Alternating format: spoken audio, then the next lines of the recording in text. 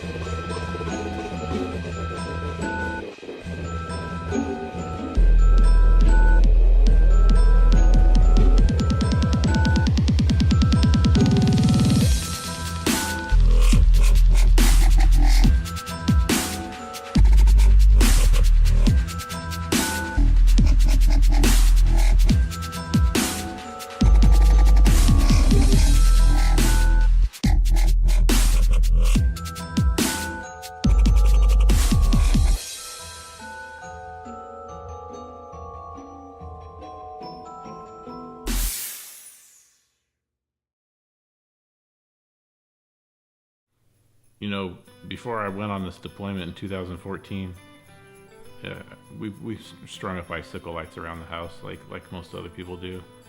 We have a music box out there. It plays 6 songs or so, and I plugged a bunch of lights into it, and that's about the best we can do.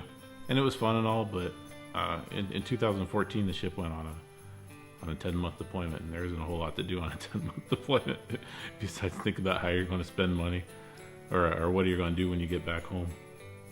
So I took that opportunity to sort of figure out when I get back home I want to do something bigger and better, for Christmas, because I was getting back in the summer, which gave me a few months time to prepare for the Christmas time. And about that time, Renee moved into a new house there, so I'd never seen the house. She sent me the pictures, and I figured I can do all these cool things with the lights, and I can make them flash, and I can make them blink, and I can get the red lights and the blue lights, and I can do these cool songs like I see on the internet.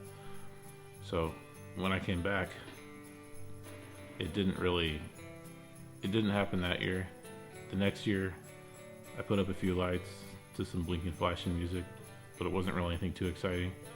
So I guess you could say what got me into this level of lights was, you see cool things on the internet, you see stuff that say, wow, that really is mind-blowing. That's something you don't see all the time.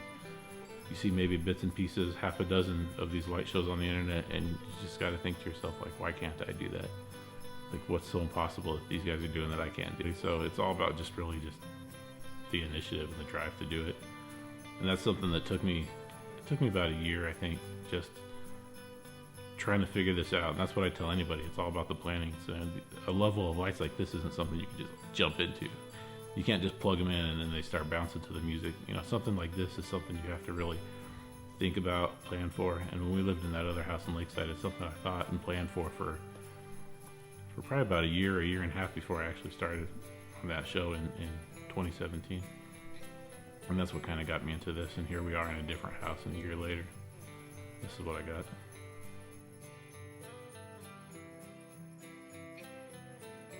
So when we moved from down in San Diego up here to Marietta, you got a lot of newer homes here. Most of the homes are two-story homes. They're all fairly new, probably within the last 10 or 15 years they're built. So And I guess you could say the layout are conducive to what I wanted to look for in lights. When we were home shopping, I mean, there was some sort of go no go factors with our homes. Just the front profile of the house, you know, from my nerdy standpoint, I envisioned it as outlined with the lights. She pictured it, of course, something different. But we looked at one house I know had a big white street lamp right in front of the house. So the house was okay, but I saw the street lamp and I said, okay, we'll move on to a different house. So yeah, it wasn't the sole factor in picking out a house, but it was definitely a determining factor whether we did want it. So.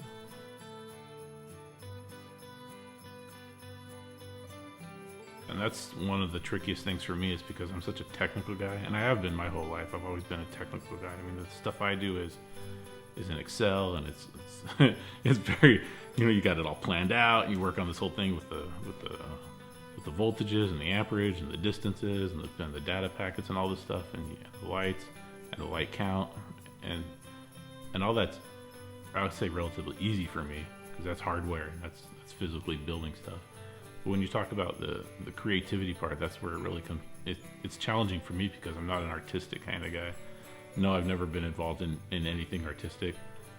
It's hard to be, but I know what I want, and that's, I think, the important thing is you kind of know what you want to get to. So it may take a little longer for me than some people that may be real good using the programs or real good with lights to get that end state, but I know what I want it to look like in the end. So, you know, I'll spend 40-50 hours on a minute-and-a-half song just to get to that end, because I want it to look a certain way. Or you could take that same minute-and-a-half song and you could be done scripting it in your program in an hour or 45 minutes with just blinking and flashing lights. But like I said, it doesn't have the same, you know, artistic, or it doesn't get to that person like, oh, that's really cool how they blend together, how this molds to that, how this image and this floats around this. And that's really what I want to get to. I want the audience members, or the cars, or the kids, you know, stand out there just to be like awestruck by it. And I don't just want a roofline light flashing or an arch flashing or stuff, right? Things not to match. I want them all to kind of mold together.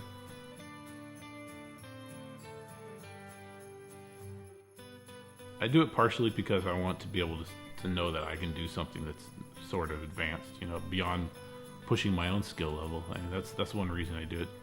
You know, you also do it for the people, obviously, that comes to your lights. If I was just doing that, I'd do it in the backyard and nobody would ever see it. But, you know, you want to do it here so that people can come, they can enjoy it. There were some kids out, I think it was tonight when I pulled up, some kids out watching Baby Shark video, and I asked them what their favorite song was, and they said it was the Baby Shark one. So when it was over, I just hit play and played it again. And I think they were awestruck because I was sitting in my car on the street. And they didn't even know who I was. And here I am, I just hit a button and it plays again. So watching the kids, you know, enjoy it. You always see kids dancing in their cars and singing. So it's a random song. They really like the characters dancing on the house. And they like the, you know, just general kids stuff. And that's why I do it. And then we always have the adults come over and they like sort of the technical part of it too, I guess. So, you know, you do it for people's enjoyment like anything. We're in the age of instant, you know, everything's instant. So you can go to Lowe's and buy a string of lights or a light tree or whatever, and you can put it in your yard and it's instant. You have instant this, but you know, it's not artistic like that. And I want to know that if you put some work into it, you can actually make a product that's great and people will enjoy it. I taught Will last year. I've always taught Will this, but I've always taught my son that it's something you gotta strive for. You know, it's not something that you can just pick up. I won't say a book, because you wouldn't pick up a book to do it anyway, but it's not something you can just go on YouTube. How do you do this? Like, boom, and then all of a sudden you got your lights flashing. You know, there's so many things you gotta think about, you gotta plan through. And it's just, I try to teach him that you have a goal and then you work to the goal. So when he wanted to do a song for the house, I said, fine, you know, you can help me out, you can help me do the song. And he did for the first time. Since I've been doing it, he sat down and he wanted to help me with the song. Granted, he has an attention span of a 7-year-old, but he still did it, and he wanted to do it. And then he saw his end result, you know, on the house a few days later. But he thought something that you could only sit down and you can just work on for 5 minutes and it'd be up on the house. But I taught him that you have to work at it over and over again for hours. It may take hours, and you could break it up it may take a week. And I think in that instance it probably took about a week or week and a half. But then he saw his lights up on the roof, and that's something I want to instill in him, is just perseverance, really, and planning and hard work, because he sees me out there working on the roof. He helps out. And that's what I want to instill in him.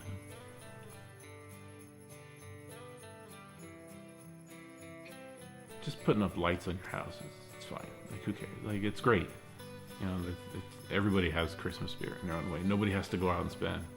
I don't want to say how much I spent on this because people are probably going to watch it, but nobody has to go out and spend all this money on these lights and put hundreds or thousands of hours into building the stuff and then writing songs. It's intense. It's like a 4-month job. Nobody has to do that. Most people don't have the energy for that. Like I rarely do. But if people go out there and they put lights on their house, they put lights in their yard, they have blow up Snoopy or whatever, that's fine. That shows that they enjoy the holidays as much as anybody else. It doesn't matter. You don't have to dump a bunch of money into it. And that's the thing. One of the things I think I appreciate about our Facebook group is it's not, oh, you have to have this $10,000 pixel light show to be in this Facebook group. I haven't met a Facebook group yet I'm in, even those pixel ones that say you don't qualify because you only have whatever in your yard. And it's all about just, it's an openness, it's sharing, and it's helping everybody else. And I think that's what's great about this part of the community, because I've been in, not lights, but just other hobbies where you shut people out because they don't have the money or whatever, or the ability or the know-how or the experience. And I'm glad that nobody in this community has done that to anybody I know yet. So it's all about helping other people.